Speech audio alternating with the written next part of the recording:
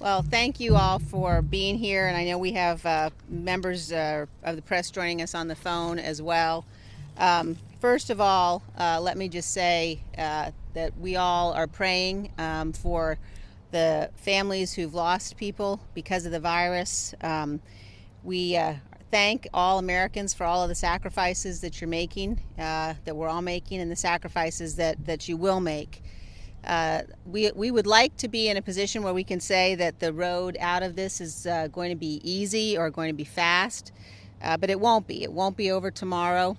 It's going to be difficult and it's going to be hard, but we will make it through because we are Americans. We are a great nation. We're the greatest nation that has ever existed, and great nations are not paralyzed by sickness. Together we have a job to do. And it's a job that includes ensuring that this never happens again. And it's a job that we in Congress must be convened to do. After 9/11, we had to make major policy changes in this country. We now face a similar challenge. We must make the kinds of changes that we know are necessary because of the vulnerabilities that this pandemic has exposed. We cannot be reliant on the Chinese Communist Party for our pharmaceuticals. We cannot be in a position where they can blackmail us. This is an issue that we've discussed for a long time.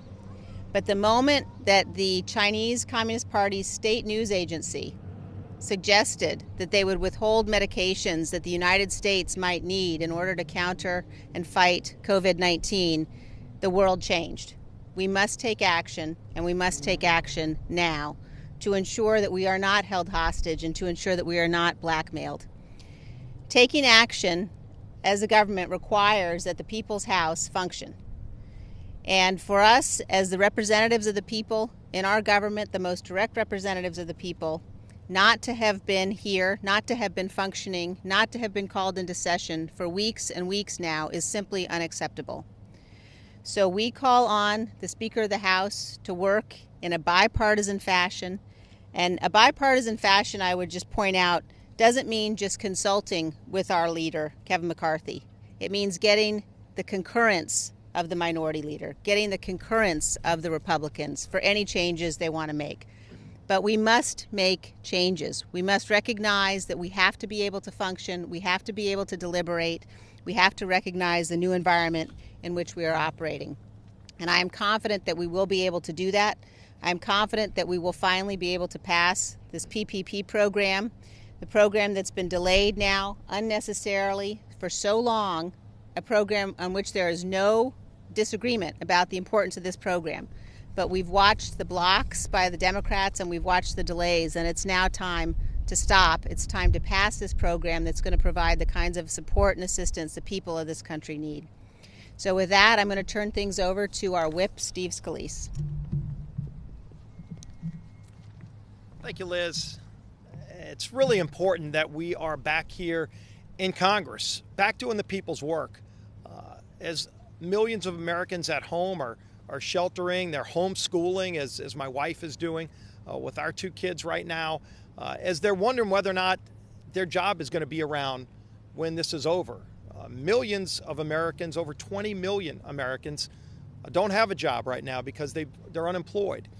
It's important that Congress is here working to get through these issues, to work with the president to confront this virus, this hidden enemy that we're all facing, but also looking with an eye towards the future, how we're going to reopen this economy in a safer, smarter way.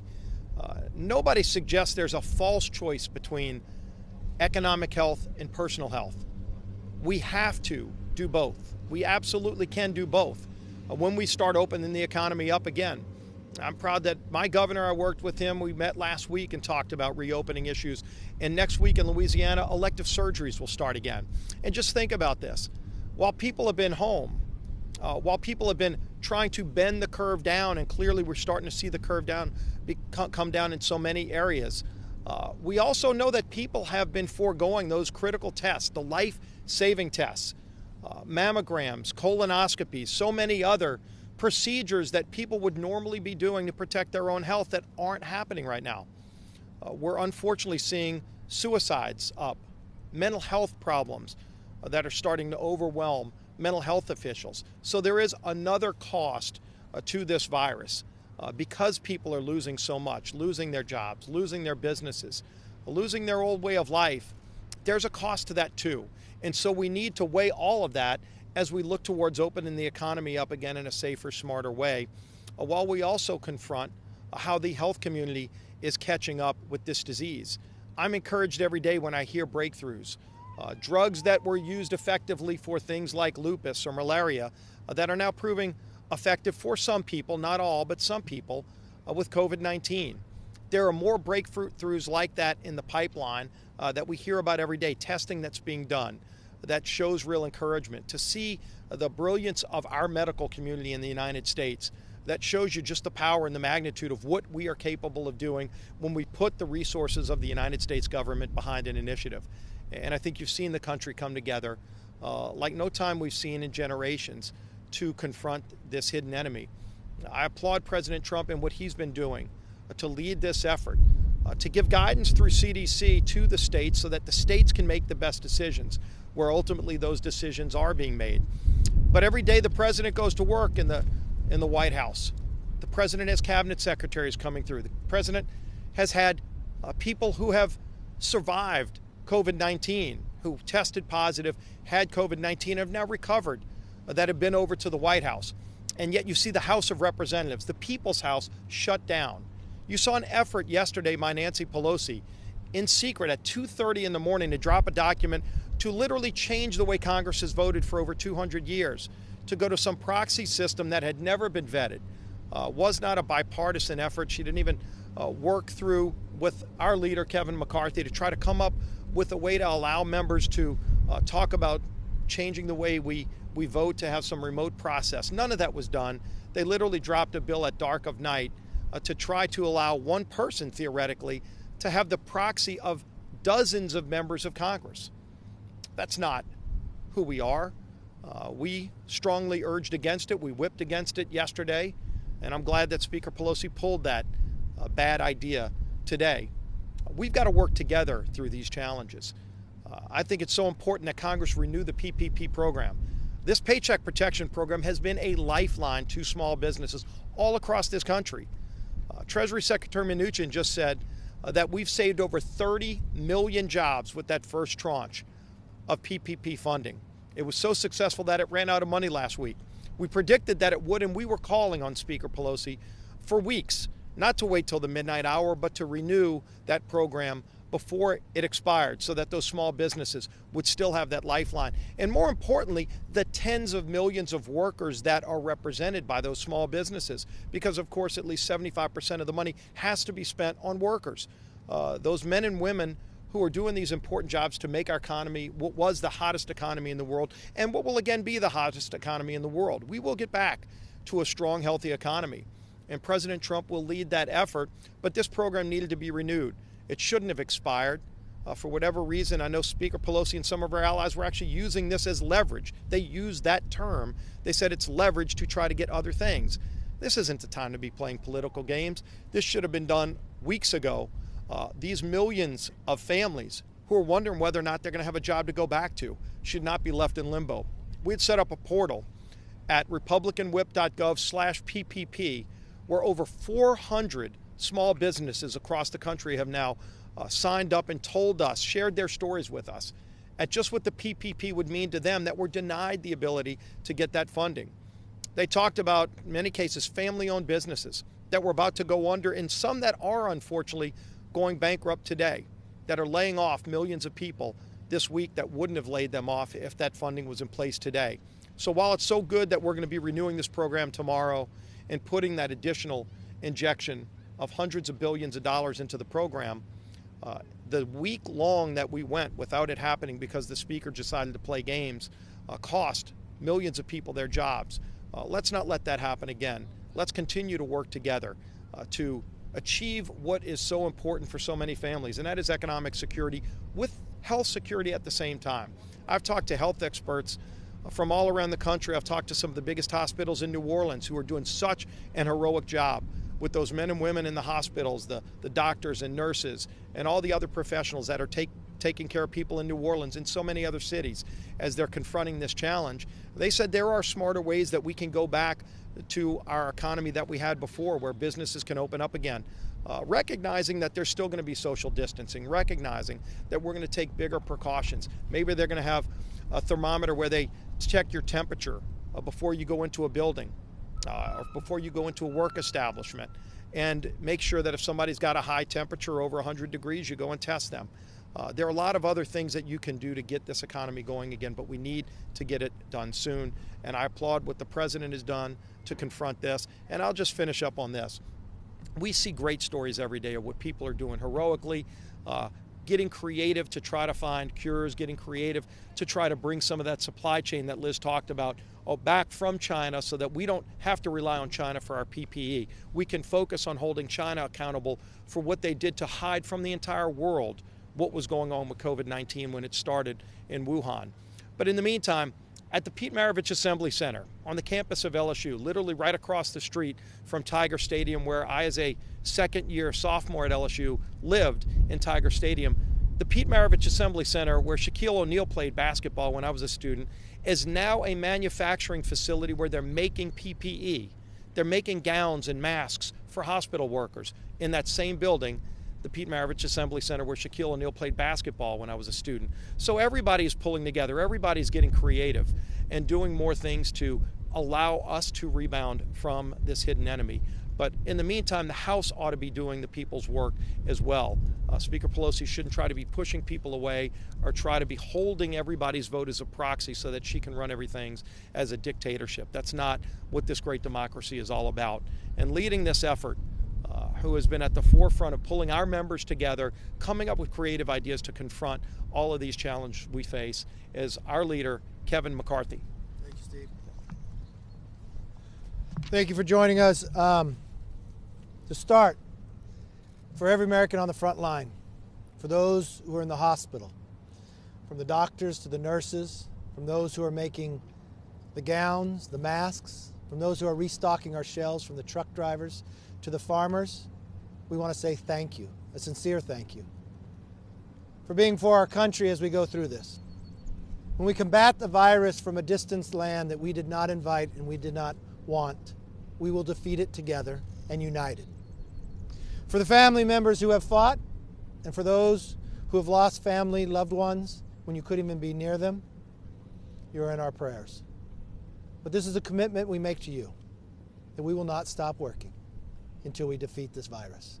And to do so, Congress needs to act. I did not think it would take this long to continue to put more money in for small business. A program that in 14 short days was able to get out the equivalent of what the Small Business Administration was able to do in 14 years. But it's a critical time, and that's why we have to work together. For every American that's sacrificing, thank you. For the companies and the small business, more than 1.6 million were able to get resources. To pay the workers, even if they're not there, their rent and the utilities. To keep your doors able to be open even though that you cannot work right now. For those 700,000 applications that are sitting in, I'm sorry that Congress could not act as we wanted to 2 weeks before. So we never would have had to shut down. For those who got laid off last week because Congress would not act, that's unbecoming. That is not the action. We are better than that as a Congress. We asked for this money 2 weeks ago. It never should have stopped. We shouldn't have to be where we are today. I had a long conversation with the Speaker today. She has postponed the proxy vote. Anything we do inside dealing with COVID, I think, should be bipartisan. I've had many conversations with our Majority Leader, Steny Hoyer, on ideas and ways that we can open back up, looking at committees and others. I sent a letter to the Speaker yesterday with some of those ideas. In our conversation, I felt it was very productive that we could start looking at that. Congress is essential. The American public needs to see that we're working.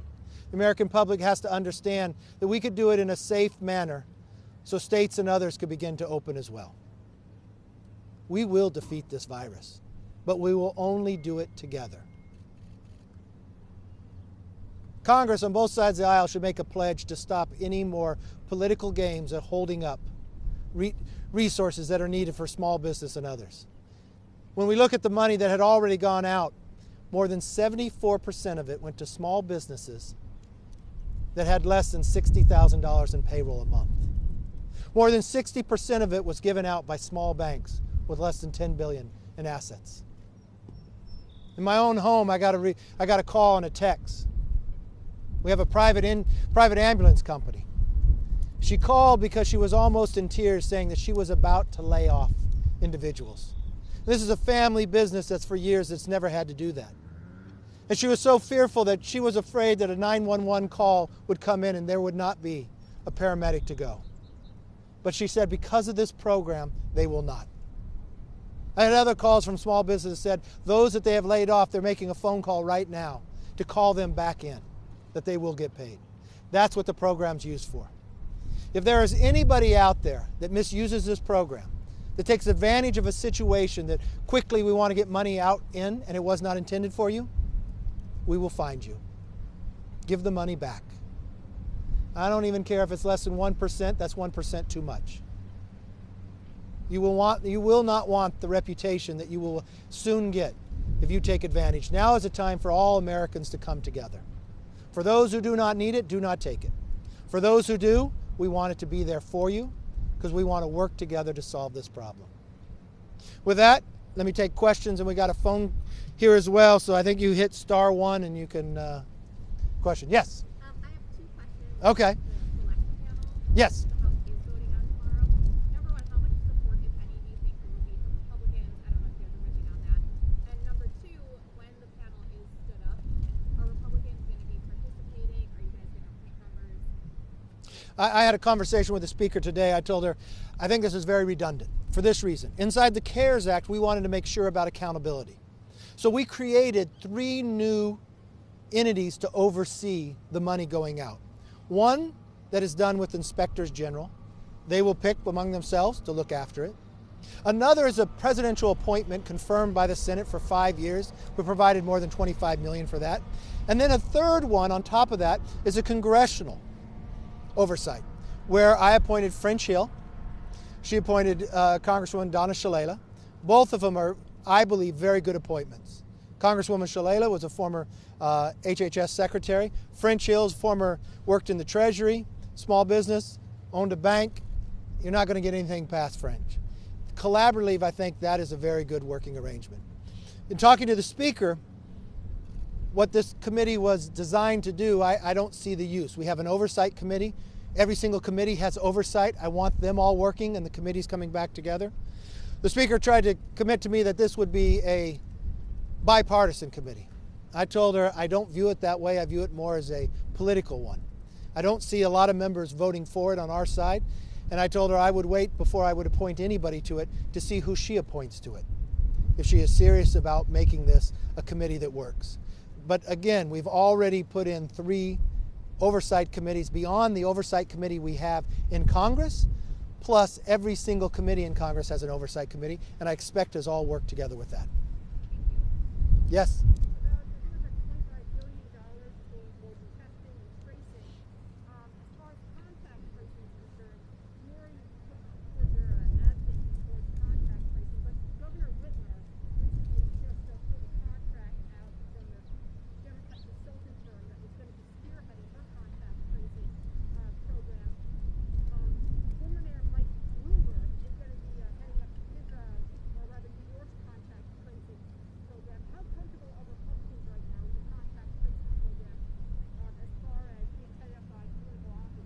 I think we should have contact tracing, but the problem here with the governor of Michigan, she went against all norms.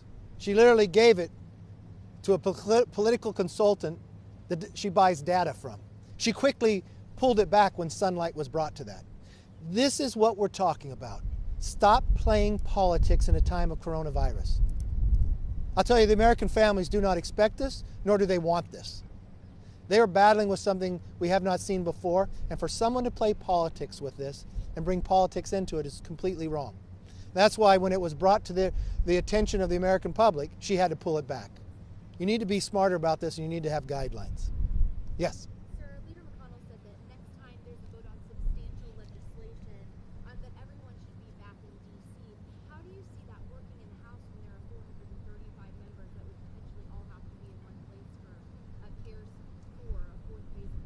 Well, the first place you'd want to do about that, think about how much we have passed already. This is over a $400 billion bill. The one before was more than $2 trillion. We should have that all implemented and working before we look to pass something else. Let's see with the data what we need. And in doing so, that was why my letter was to the Speaker. That was the conversations that the Majority Leader and I, Steny Hoyer, have had for many times. How could we operate the Capitol? When I look at the states, they're not all opening up at once, but in phases. We could have committees, and committees do the critical work. And that's what needs to come back. You could have committees working today, and inside the letter I asked that. Committee size, we could put you in the auditorium. We could use the Ways and Means Committee so we have social distancing, just as we are in this press conference. We could have social distancing. We can work in public and work through that while Congress is not voting. Work the committee process, and then when the bill comes forth, you could bring them in. Tomorrow, we're going to give you an example of that. It'll be 9 different sections of members to come vote with a time slot.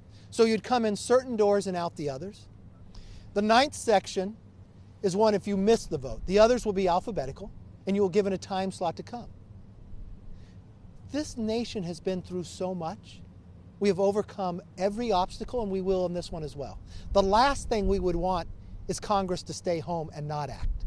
The nation needs us to, and we can do it in a safe manner. And that may mean just bringing certain committees back and working until we get to the point of a bill. A follow-up, since this proxy voting bill has been taken kind of off of the table, why do you think that it's important that proxy voting is not going to be passed in the House or it's going to be passed tomorrow? And why did you not want to see that? The part I did not want to see is to change more than 200 years of history just by one party. What I committed to the Speaker was, let's study this in a bipartisan manner. Because things are different. After 9/11, they took 4 years thinking of pandemics as well. We've been through war and others, and this body has still been able to meet. Whatever we do when it comes to voting and others should be bipartisan. And I made a commitment to her that we would be able to look at that and get to that point, just as the commitment I made to her that let's start planning for the opening. I've had discussions with the Majority Leader. Let's put a small group together and let's put that formation going so committees can work. I'm not saying what will come out on the other end, but we should look at all ideas. I think you have Congressman McGovern and Tom Cole on rules. Zoe Lofgren and Rodney Davis were my ideas. Put those 4 together. House administration that deals with a lot of this in the Rules Committee, and let's look at all the options. Had that bill passed through, it would be on a simple partisan basis. So you would have one member of Congress that could hold as many proxies as they wanted to. We do a census every 10 years. We devise districts based upon population. And then our constituents lend us their voice for 2 years. They don't lend the voice to another member of Congress. And would you want one member of Congress to have 30 votes or more? That's why it needs to be thought out. What is the best way to deal with this? And also, there should be a sunset. If this is only about coronavirus, then only make it that time period. Hopefully, we are over the peak of this, and we could get back to be performing in a normal manner. It wouldn't be all at once, but we could put stages, and you have to plan for that and start acting for that. And I don't think coming back and just politically moving a proxy bill that empowers a few is right for America. Now, I don't know, is this on speaker, the phone? Does somebody have a question? Did you clean this phone? Can I touch it? Is that all right? I've been tested today, so I'm fine. Is there a question? Hello? On the phone line, we have Paul Kane. All right, Paul, go ahead. Your outlet. The Washington Post here. Hope this is coming through clear. It is. Can you give us a sense of what type of safety measures, in terms of how many people can come back, and how many? Just bringing all of the members of Congress back means you'll have to exponentially increase the number of police that are there guarding the Capitol. And also the travel. You're talking. I mean, how much travel are you talking about back and forth? Mario Diaz-Balart told me that the quote last thing you want is to have members traveling back and forth, bringing the virus with them. Paul, that's a great question. Let me restate it so the others can hear it. The question was, what if you're bringing everybody back? What is the planning? The last thing that could possibly happen is not to plan for this. I do not envision, and I am not a scientist, I'm not a doctor, but the one thing I do know is Congress can still act in a safe manner working with them. I would not envision bringing all of Congress back at once. You could bring committees back. I would not open up Congress to the public right now, but if the committees were to act, I would measure it based upon the committee room. They do not need to use the committee room they currently are. We could put you in the auditorium, space you out. So we would be in a safe manner. It would be only those members, and they could work in a committee fashion. When the bill was passed and it needed to be passed on the floor, just as we're going to vote tomorrow, we'll do it in a different manner. You would only have so many members on the floor to vote during that time period. I would not bring your staff back, and when it came time to phase in staff, I would limit it based upon the size of your office. Our offices are pretty similar if you look at just in Cannon, Longworth and Rayburn, from the building that you are in. I would do a staging of which staff could be in there at that time. We can get this done. You raise a lot of obstacles, but there are a lot of answers for it. The only answer that I believe is not acceptable is for Congress not to do nothing. Let's plan for it. Let's find our way to deal with it, and we can. We have a lot of big buildings here that everybody doesn't have to be filled in, but that gives you a lot of space to be able to have committee hearings. Yes? Have there been ideas about redoing what the House schedule looks like for the rest of the year? I know you guys are supposed to have most of August, most of October out. Now, I'm not the majority leader, so I don't get to do the schedule, but I've had many discussions with Steny Hoyer about this. He called me even before he put out for the May 4th. And he also raised this issue, and it's the right issue, not knowing if that's the date we'd come back. But there are weeks coming up where they were district work period. One happened to be in July when the Democrats were going to do their convention.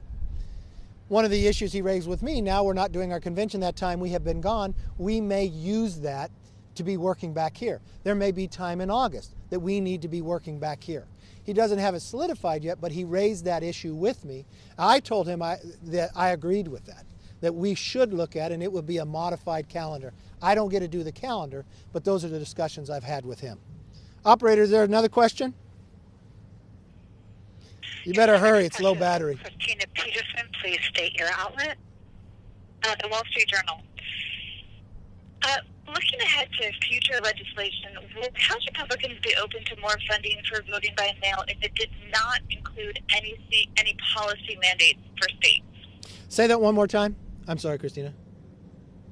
In upcoming bills, would you guys be open to more funding for voting by mail in November's elections if it did not include any policy mandates for states? So just money, not saying how you run your election. So the question right now was, would we be open to funding money when it comes to elections in November?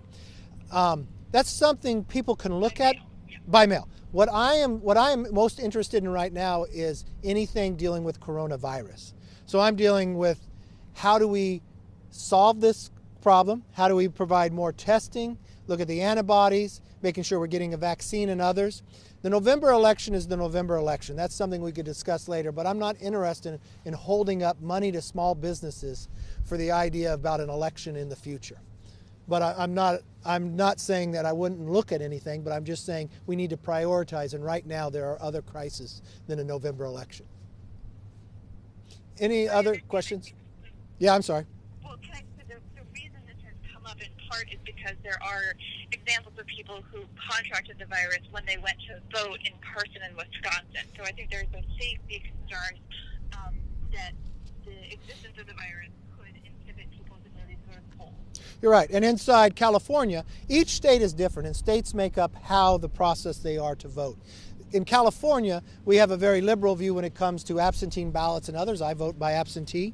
I would think there has to be safeguards around it, how you register someone around there. I have heard others who had a conversations how they were trying to work, how the absentee would how you'd sign up if there's any tests to know that that individual accountability of that is the individual signing it. There is fraud involved that we have found from the LA Times and others report. So you'd want to make sure that you have safeguards in for anything you deal with the election. But in my point, what I think is this is just as we leave it up to the governors of when they're going to open up their state. Governors are ones who, and state legislatures, decide on how the election process works. I would hate to federalize any election. All right, any other question? The phone is on low battery, so if there's no other ones, I want to thank you for coming out today and look forward to continuing to work with you. Bye. Thank you. Thank you. Better charge the phone.